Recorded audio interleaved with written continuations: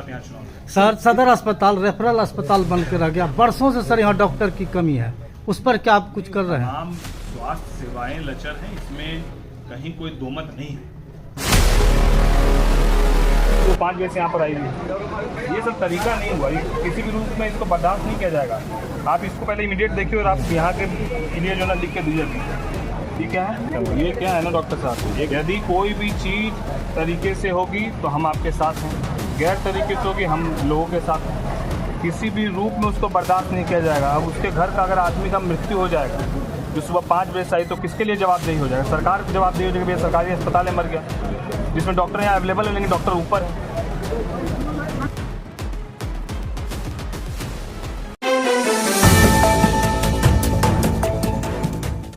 नमस्कार, खबर बिहार इन में आपका स्वागत है। आज खगड़िया के युवा एवं तेज तरार सांसद राजेश कुमार वर्मा ने मुख्यमंत्री के प्रगति यात्रा के दौरान किए गए तमाम घोषणाओं के बारे में विस्तार से जानकारी दिया और कहा कि इस तमाम योजनाओं का स्वीकृति मिल गया है। बहुत जल्द खगड़िया का विकास होगा। खगड़िया में न केवल मेडिकल कॉलेज बनेगा बल्कि गंडक नदी पर पुल, बाईपास सड़क, स्टेशन रोड समेत कई योजनाओं के बारे में उन्होंने विस्तार से जानकारी दिया।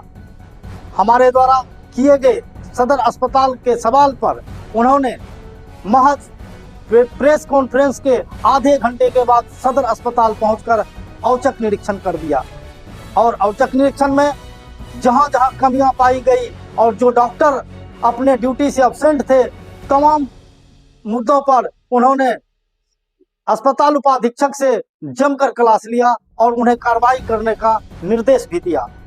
दोस्तों, आज खगड़िया ही नहीं बल्कि पूरे बिहार को राजेश वर्मा जैसे तेज तरार सांसद की आवश्यकता है ताकि पूरे बिहार का कायाकल्प हो सके, पूरे बिहार का विकास हो सके। तो चलिए, क्या कुछ पीसी में उन्होंने कहा और अस्पताल औचक निरीक्षण के दौरान उन्होंने क्या कुछ कहा, अस्पताल उपाधीक्षक से इस तमाम जानकारी के साथ हम जुड़ते हैं। नमस्कार सर, हमने आपसे प्रेस कॉन्फ्रेंस में सदर अस्पताल के बारे में बोला और आपने तत्परता दिखाते हुए यहाँ आया और मुआयना किया, क्या कुछ पाए?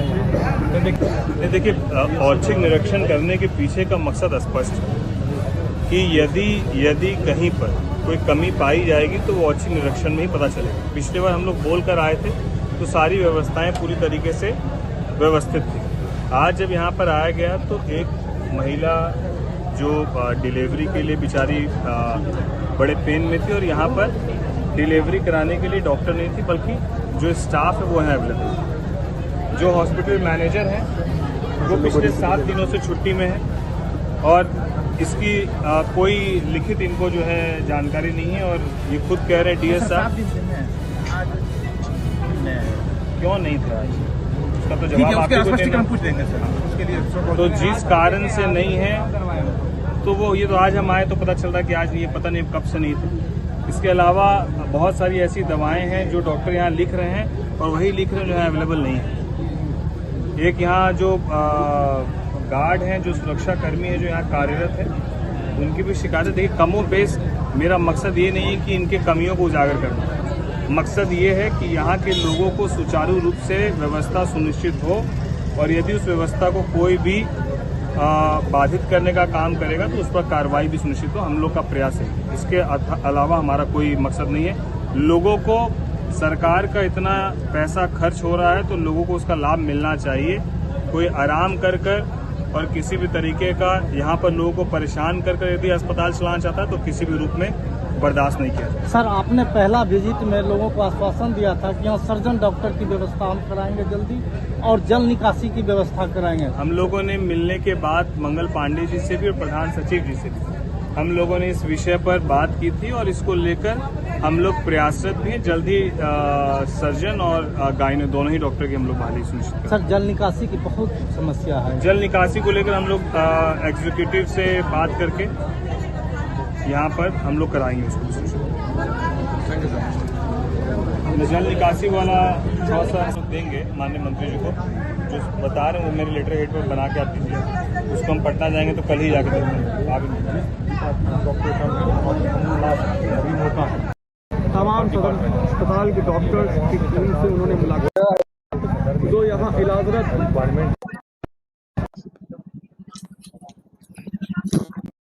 पास किया ना अभी सर्जरी ऑर्थो वो लिख के हम लोग देंगे माननीय मंत्री जी को, जो बता रहे हैं वो मेरे लेटर हेड पर बना के आप दीजिए, उसको हम पटना जाएंगे तो कल ही जाके डॉक्टर अभी मौका है उनके बाद जो है ना नहीं क्या हाँ बताइए दीदी क्या मैडम है ये ना है अभी कौन डॉक्टर है ये ना वहाँ पर नहीं क्या क्या चीज़ के लिए आते हैं डिलीवरी हो रहा है बर्तन को पानी गिर रहा है द्रव्य नहीं हो रहा है देखिए 5 बजे सुबह हम लेकर आए हैं ना एको मर्द नहीं देखी है बताइए डीएस साहब आप देख रहे हैं यहाँ ज्वाइन करने से हमारा कहना है कि एक दिन भी हुआ है मैनेजर यदि एब्सेंटी में है तो किसके जवाब दिए। अरे अभी तुरंत पहले जा रहे हैं, पहले एक बार इनके पहले पेशेंट को इमीडिएट देखे और विकास इसको लिख के दो यार। हाँ मतलब ये किसी भी सूरत में डीएस साहब इस तरीके से तो हम लोग बर्दाश्त नहीं करेंगे। अब कोई पेशेंट अगर उसी में अगर मर जाएगा तो सरकार की छवि खराब होगी और हम लोग का कि भैया यहाँ पर रहते हुए भी कुछ नहीं हुआ, ये तो सरकार की छवि को खराब करने का काम कर रहा है। जब हम खुद गए तो डॉक्टर ऊपर हैं, बताइए वो बता रही सुबह 5 बजे से यहाँ पर आई हुई। ये सब तरीका नहीं हुआ, किसी भी रूप में इसको बर्दाश्त नहीं किया जाएगा। आप इसको पहले इमीडिएट देखिए और आप यहाँ के लिए जो ना लिख के दीजिए अभी। ठीक है ये सब टोकन मिलता है। हाँ टोकन मिलता है, ये रूम नंबर 5 है, इसमें लैपटॉप पे जाएंगे, ये टोकन नंबर डालेंगे और उसके बाद इससे सवाल पूछेंगे। ये लैपटॉप वाला सिस्टम है। ये क्या है ना डॉक्टर साहब, एक चीज़ और क्या है कि अगर हमारे यहाँ से अस्पताल में कोई भी निरीक्षण करने आता हमारा विधानसभा प्रतिनिधि तो जिस तरीके का व्यवहार करने का प्रयास किया जाता है उसको दूर हटाने का प्रयास करते संभव नहीं है। यदि कोई भी चीज़ तरीके से होगी तो हम आपके साथ हैं, गैर तरीके से होगी हम लोगों के साथ हैं। किसी भी रूप में उसको बर्दाश्त नहीं किया जाएगा। अब उसके घर का अगर आदमी का मृत्यु हो जाएगा जो सुबह 5 बजे से आई तो किसके लिए जवाबदेही हो जाएगा? सरकार को जवाबदेही हो जाएगी, भैया सरकारी अस्पताल है मर गया, जिसमें डॉक्टर यहाँ अवेलेबल है लेकिन डॉक्टर ऊपर है, ये आपकी जवाबदेही बनेगी। अगर एक भी ऐसी घटना घटेगी तो सबसे पहले अगर कोई कार्रवाई कराएंगे तो हम आप ही के ऊपर कराएंगे जिसकी यहाँ जवाबदेही, ये बात समझ लीजिएगा। हम किसी भी सूरत में छोड़ेंगे नहीं।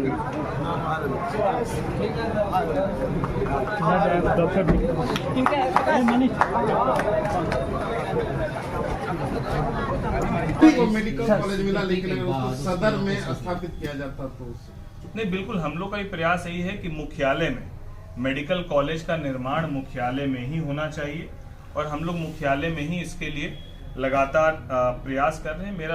मेरा मानना यही है कि मुख्यालय में होना चाहिए और मेरी मांग नहीं बल्कि खगड़िया के आसपास के लोग यही चाहते हैं कि मुख्यालय में यदि मेडिकल कॉलेज बनेगा तो अगल बगल के सभी विधानसभा के लोगों को उसका लाभ मिलेगा। तो वही प्रयास यूनिट की आपने चर्चा की थी जी, कब से धरातल पर दिखेगा? देखिए फंड अलॉटमेंट हो चुका है, स्वीकृति हम लोग को मिल चुकी है, नीति आयोग से हमारे पास पैसा आ चुका है, तमाम स्वीकृतियां मिल चुकी है। जगह अलॉटमेंट करना है और इस पर काम शुरू करना है। जगह अलॉटमेंट का काम भी अब जैसे ही ये एग्जामिनेशन खत्म होगा और दिशा की एक बैठक हम लोग करेंगे और दिशा की ठीक बैठक के बाद हम लोग उन तमाम विषयों को स्वीकृति दिलाकर जगह भी अलॉटमेंट कराकर हम लोग उस पर आगे पहल करेंगे। इसके साथ साथ जितने भी फुटकर विक्रेता है जो सड़क किनारे बैठे हुए हैं और जिनको इस बात का कहीं ना कहीं एक ये है कि भैया अब सड़कों का काम शुरू होगा तो हमको हटाया जाएगा, तो उनको हटाकर उनके लिए एक वेंडिंग जोन के निर्माण को लेकर हम लोगों ने माननीय जिलाधिकारी महोदय से बात भी की है, जगह भी हम लोगों ने चिन्हित कर लिया है। जल्द ही उसका एक निरीक्षण करके हम लोग उसको भी स्वीकृति करा के हम लोग आगे बढ़ाएंगे कि वहां पर वेंडिंग जोन एक बनाकर और सारे फुटकर विक्रेताओं को वहां पर हम लोग स्थापित करें। फिर हम लोग यहाँ से उनको हटाने का भी काम शुरू करेंगे।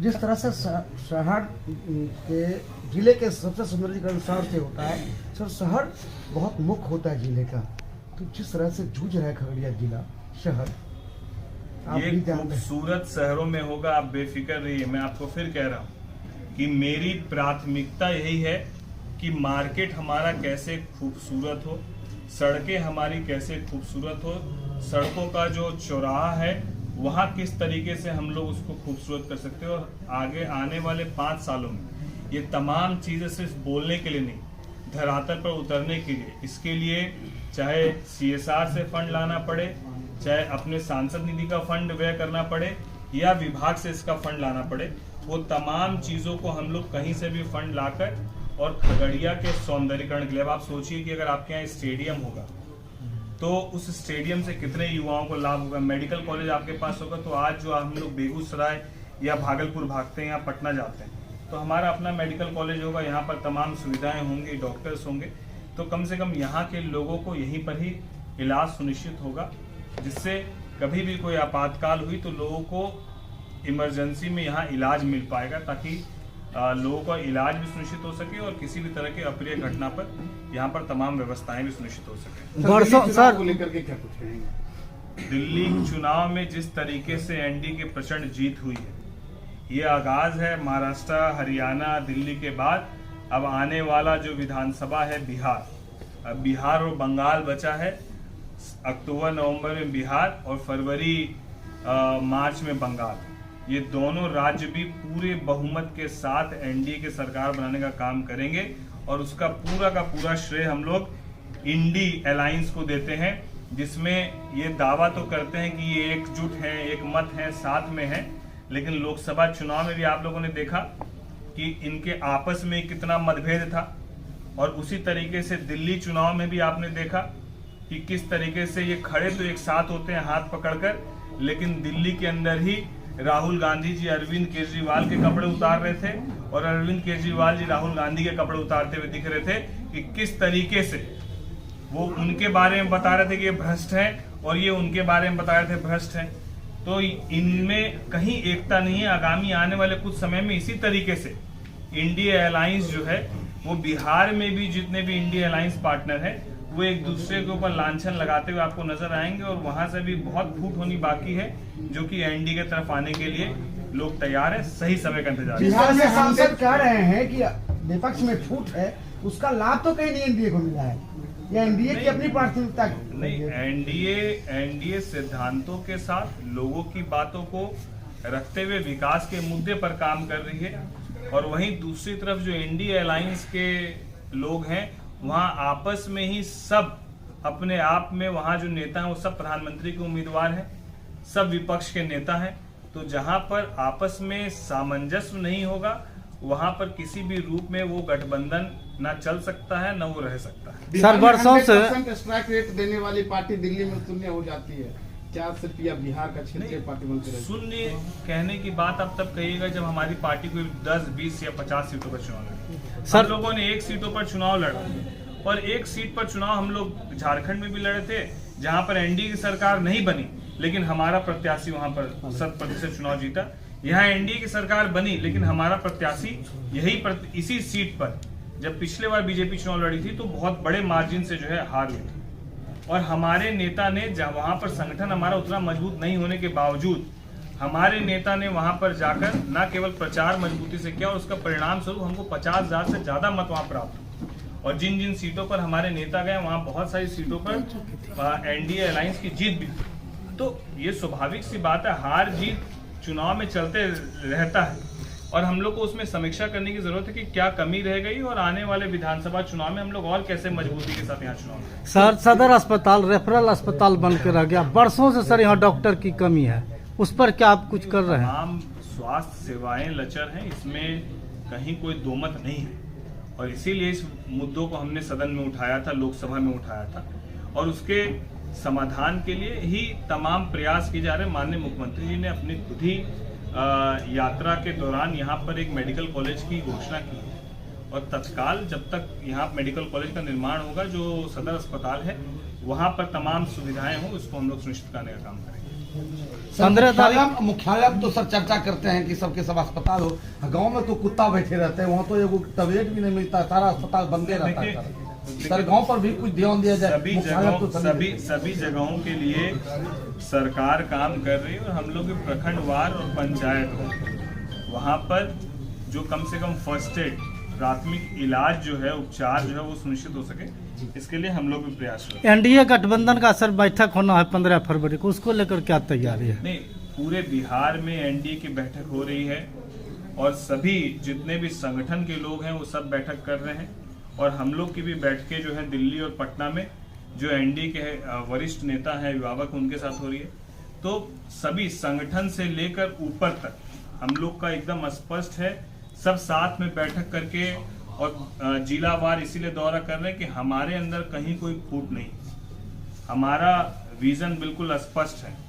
हमारे नेता, हमारे बिहार के माननीय मुख्यमंत्री और हमारे केंद्र के माननीय प्रधानमंत्री जी सब एक मत होकर डबल इंजन की सरकार, जिस तरीके से पहले बजट में 70,000 करोड़ से ज्यादा की राशि बिहार को मिली और फिर इस बजट में भी बिहार को मिली, तो अगर यही एनडीए की सरकार मजबूती से हम लोग बिहार में फिर बनाएंगे तो आगामी आने वाले समय में और आगामी 4 सालों 5 सालों में लाखों करोड़ की योजना जो है वो बिहार को मिलने का काम होगा। और मुझे पूरा विश्वास है कि आगामी 24 तारीख को जो प्रधानमंत्री जी की यात्रा है जो भागलपुर वो आ रहे हैं।